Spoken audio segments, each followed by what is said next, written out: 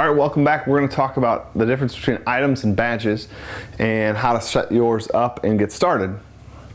Really simply, there is no difference between an item and badge. It's how you design your game. Remember, you are the game designer. You are in control of that game and how you want it to be laid out. So for my game, for example, again, you don't have to follow this, I use badges for status only. Very few of mine actually do something. And I use my items to be where the students gain sort of the power-ups and the abilities in my game. You could structure yours any way you want. You don't even have to use items and badges at all.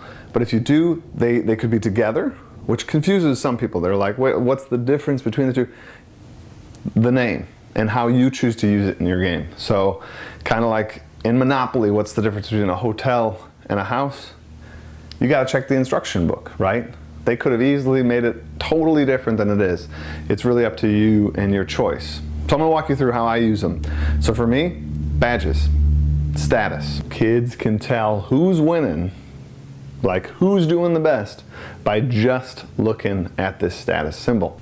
Where the status comes in for me, they have a binder. All of my items and badges are printed. I hand them out. It's awesome. Kids love it. And they take that and they tape it to the front of their binder. And this is that instantaneous status. They don't have to go to a website and check. They don't have to see some online thing. They can just walk into the classroom and see all of these badges on there. My badges produce points at the end game, right? And they don't know exactly what those points are. I keep that hidden, but they do know more badges, more points is a good thing. Then my items is where students get those sort of power-ups and abilities. And this is, for me, a super fun part of the game. For other teachers, this is a struggling point, and I'm sure we're gonna get a lot of questions on like what power-ups to give in your game. But there are so many out there, and I would strongly suggest listening to some well-played podcasts for item ideas. Suggest, looking at previous Twitter chats that XPLAP community has put on.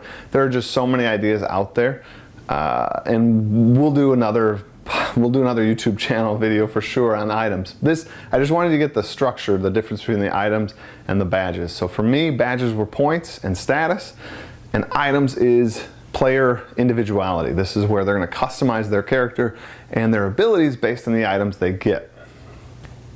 I hope this helps you start to think about your game structure and those sort of differences and how you might want to build out your game. Think about it. Adding these items and the badges are super fun and customizable for the students. It gives you a lot of abilities too when you design, when you separate them.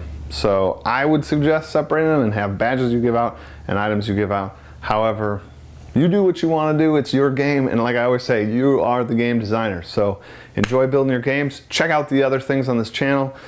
Please think about subscribing and checking out xplap.com for more information. Take care, guys.